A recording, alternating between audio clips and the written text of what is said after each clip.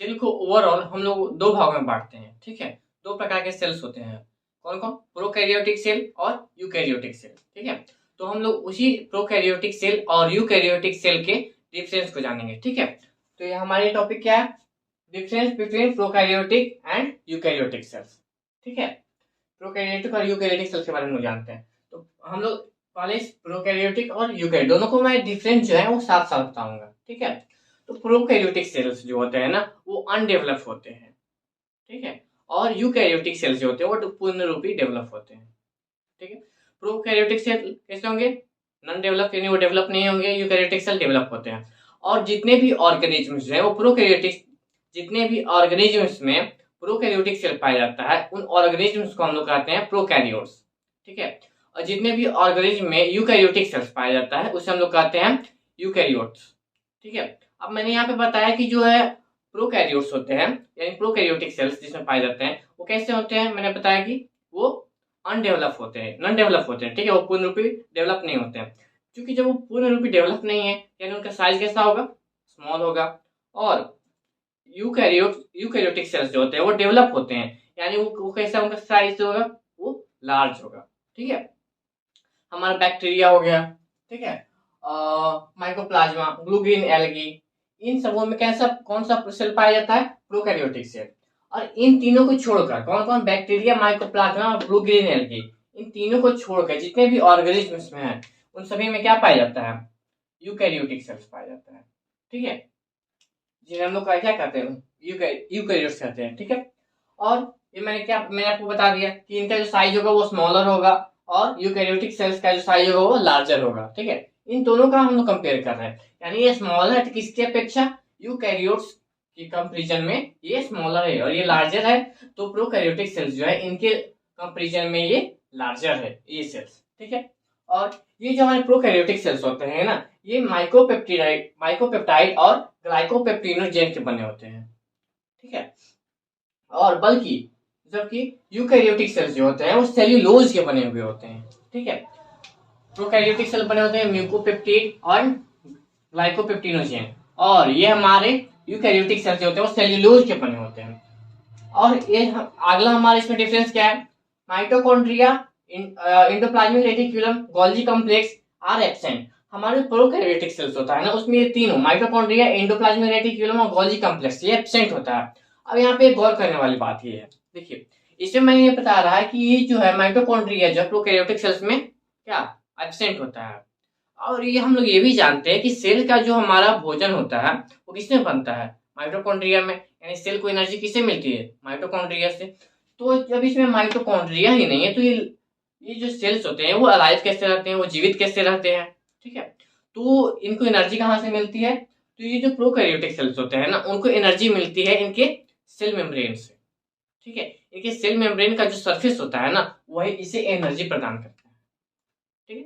तो यहाँ पे मैंने क्या बताया है? ये माइटोकॉन्ड्रिया, एंडोप्लाज्मिक रेटिकुलम और गोल्गी कॉम्प्लेक्स इसमें डिफरेंस मतलब एब्सेंट होता है, ठीक है। और यूकैरियोटिक सेल्स में ऐसा ही प्रेजेंट होते हैं। यूकैरियोटिक सेल्स में माइटोकॉन्ड्रिया भी होता है, एंडोप्लाज्मिक रेटिकुलम भी होता है, गोल्गी कॉम्प्लेक्स भी होता है। जैसे हमारा बॉडी है, ठीक है।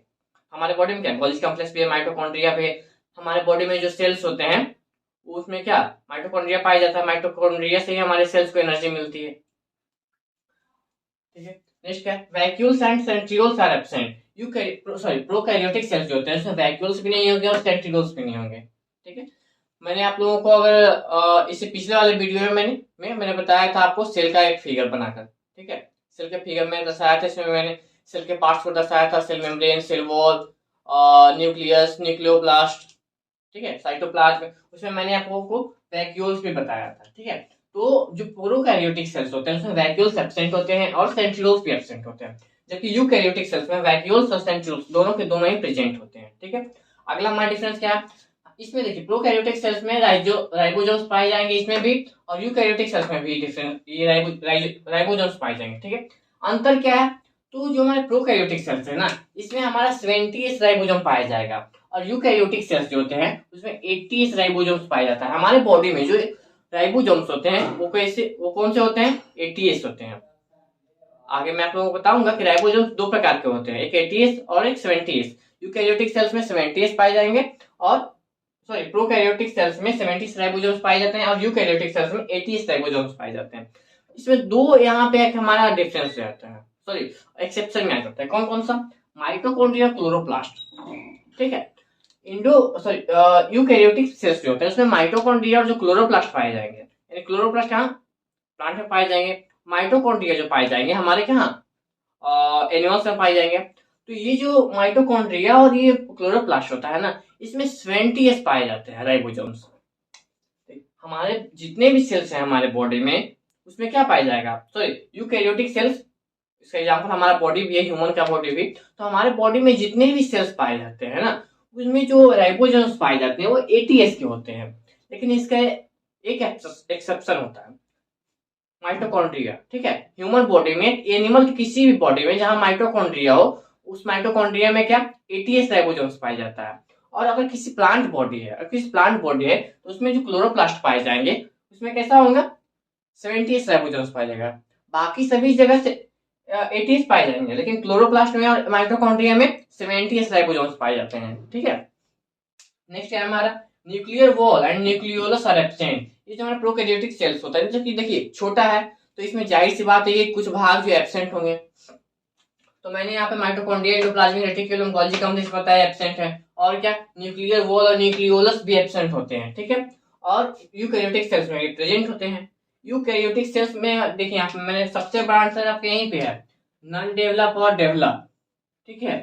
प्रोकैरियोटिक सेल नॉन डेवलप जब है तो यानी इसमें बहुत सारे पार्ट्स जो है, बहुत सारे सेल्स के ऑर्गेनल्स जो है इसमें एब्सेंट होंगे और इसमें सभी के सभी प्रेजेंट होंगे, ठीक है। Nuclear wall and nucleolus are absent and nuclear wall and nucleus are present, ठीक है। इसमें एब्सेंट है, इसमें प्रेजेंट है। नेक्स्ट है हमारा the DNA is not attached with protein. हमारे बॉडी में आप लोग अधिकतर जानते होंगे, खासकर ह्यूमन बॉडी में तो होता ही है कि जो डीएनए होता है वो प्रोटीन से जुड़ा हुआ होता है। लेकिन जो प्रोकैरियोटिक सेल्स होते हैं, यानी बैक्टीरिया, माइकोप्लाज्मा और ब्लू ग्रीन एल्गी, इन तीनों में जो होता है ना, डीएनए इनका प्रोटीन से अटैच नहीं होता है। जबकि यूकैरियोटिक सेल्स जितने भी होते हैं तो उसमें हमारा जो डीएनए होता है वो किससे जुड़ा हुआ रहता है? हिस्टोन और नॉन हिस्टोन प्रोटीन्स से, ठीक है। दो प्रकार के प्रोटीन से जुड़ा हुआ रहता है, किससे? हिस्टोन और नॉन हिस्टोन, दोनों से ये डीएनए जो है जुड़ा हुआ रहता है, ठीक है। और ये नहीं जुड़ा हुआ है। नेक्स्ट क्या? The stored food materials are glycogen, protein and poly beta hydroxy butyric acid. जो हमारा ये प्रोकैरियोटिक सेल्स है किसमें पाया जाएगा? Bacteria, mycoplasma, blue green algae. तो इनमें जो स्टोर फूड होता है ना, जैसे हमारा ह्यूमन है तो उसमें स्टोर फूड तो होगा, जिस कारण हमें एनर्जी मिल रही है। तो इसमें स्टोर फूड कौन कौन से होते हैं? Glycogen, protein and poly beta hydroxy butyric acid, ठीक है। इनमें तीन क्या पाए जाते हैं? हमारे स्टोरेज फूड मटेरियल्स पाए जाते हैं। कौन कौन से? ग्लाइकोजन, प्रोटीन और poly beta hydroxy butyric acid. जबकि यूकैरियोट्स में जो हमारे अगर ह्यूमन ले इन तीनों को छोड़ के जितने भी ऑर्गेनिजम्स हैं उनमें कौन कौन से स्टोर फूड पाए जाएंगे? कार्बोहाइड्रेट पाए जाएंगे, प्रोटीन पाए जाएंगे और फैट पाए जाएंगे, ठीक है। नेक्स्ट है हमारा सेल डिवीजन। तो देखिए अगर सेल है तो उसका सेल डिवाइड तो होगा ही। तो ये सेल डिवीजन जो है ना, इसमें होता है एमाइटोसिस मेथड द्वारा। प्रोकैरियोटिक सेल्स में सेल डिवीजन किसके द्वारा होता है? एमाइटोसिस। जबकि यूकैरियोटिक्स में जो होता है ना, सेल डिवाइजन किसके द्वारा होता है? माइटोसिस और मायोसिस, ठीक है। प्रोकैरियोटिक्स में एमाइटोसिस मेथड द्वारा होगा और यूकैरियोटिक सेल्स जितने भी होंगे उसमें सेल डिवीजन किसके द्वारा होगा? माइटोसिस और मायोसिस मेथड के द्वारा, ठीक है। यहां तक आप लोगों को समझ में आया, ठीक है। नेक्स्ट हम लोग जाते हैं क्या? Reproduction occurs by only asexual method.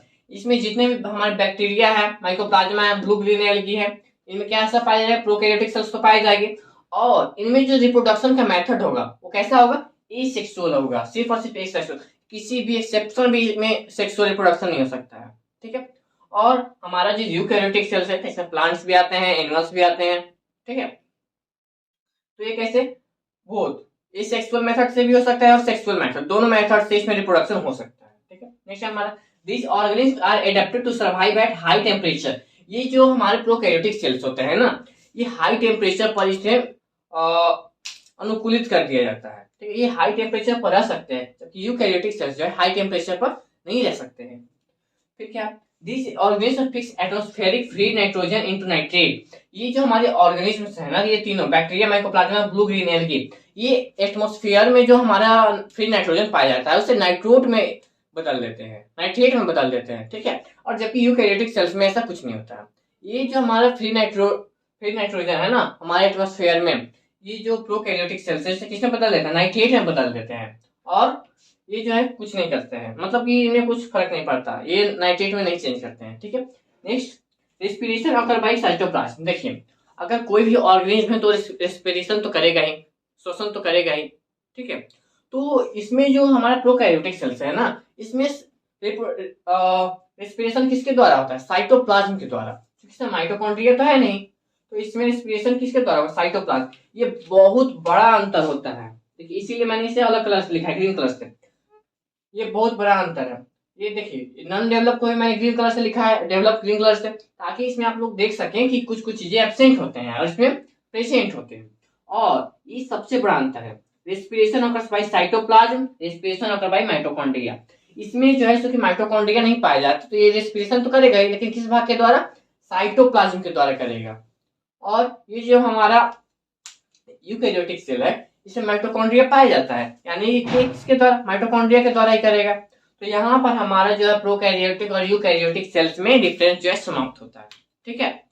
आप लोग इसे फिर से एक वीडियो को देख लीजिएगा, और इसका नोट्स भी यहाँ पे मैं आप लोगों को एक अच्छा सा फिगर दे देता हूँ, ठीक है। आप लोग उसका स्क्रीनशॉट ले, अगर ये अच्छा लग रहा हो तो इसका स्क्रीनशॉट ले लीजिए, नहीं तो 3 सेकेंड में आपका आ जाएगा फिगर, ठीक है। 1 2 3 आप लोग इसका भी स्क्रीनशॉट ले सकते हैं, जो कि आपको बेहतर रूप से रहेगा, ठीक है। किसी का भी आप लोग ले सकते हैं, तो आप लोग बैक करके उसका स्क्रीनशॉट लेकर के उसका डिफरेंस लिख सकते हैं। यहाँ पे हम लोगों ने टोटल 16 डिफरेंस को कवर किया है, 16 से 17 डिफरेंस को, ठीक है। चलिए देखिए, 1 2 3 4 5 6 और ये 7 8 9 10 11 12 13 14 15 16 डिफरेंस को हम लोगों ने कवर किया है, ठीक है। अगर इन दोनों को भी आप लोग अलग कर दें तो टोटल 17 डिफरेंस को हम लोग जाने की इसमें प्रोकैरियोटिक और यूकैरियोटिक सेल्स में, क्योंकि हाँ एक और ये छूट गया, ठीक है। हम लोगों ने टोटल 17 डिफरेंस को यहाँ पर कवर कर लिया है, ठीक है। क्या क्या, प्रोकैरियोट और यूकैरियोट में अंतर। जो हमारे वीडियो को लाइक कीजिएगा अच्छा लगेगा तो, और शेयर जरूर कीजिए, ताकि किसी भी स्टूडेंट को नीट जो है क्लियर होने से नहीं रुक पाए। सारे के सारे बच्चे, भले ही नीट में उतनी सीट ना हो, लेकिन सभी के सभी बच्चे टॉप में आए, समझे।